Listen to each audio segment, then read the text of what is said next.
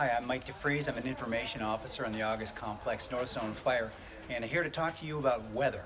And right now, we are at the area where Eric Evanson, our incident meteorologist, is. And Eric, you got to tell us a little bit about the weather and how it's had an effect on the fire today.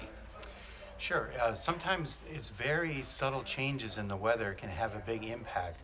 Yesterday, across the fire area, we saw quite a bit of smoke, and that essentially kept temperatures down a little bit, humidity's up, and minimal fire activity.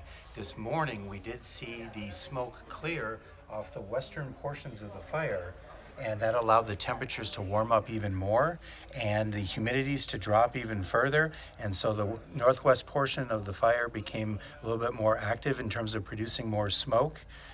And these are some of the tools that we can use to monitor those changes. This is our satellite imagery, so we can see some of the interesting features where we have smoke going from northwest to southeast around 3,000 to 5,000 feet.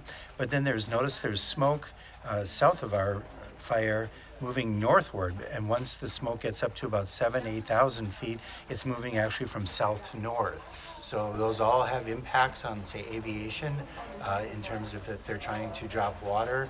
Those are things we like to look for and brief them on in terms of the wind conditions. We can also look at the radar, and that can also show us where there's smoke. Obviously, there's been no precipitation across the area, but these areas shaded in blue can tell us if there's any smoke developing over portions of the fire area.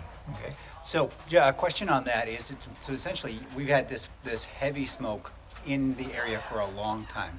Has a lot of that cleared out, and obviously, that's almost there's a little bit of a chimney effect when things clear out. Right.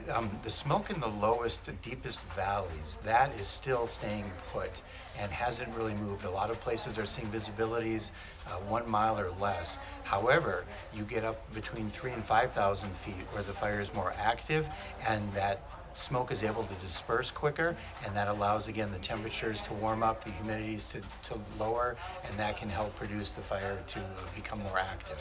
Okay, so the fire is more active, but we've got an update coming for you a little bit later with Karen Scholl, our operations section chief. So we'll be back later with that.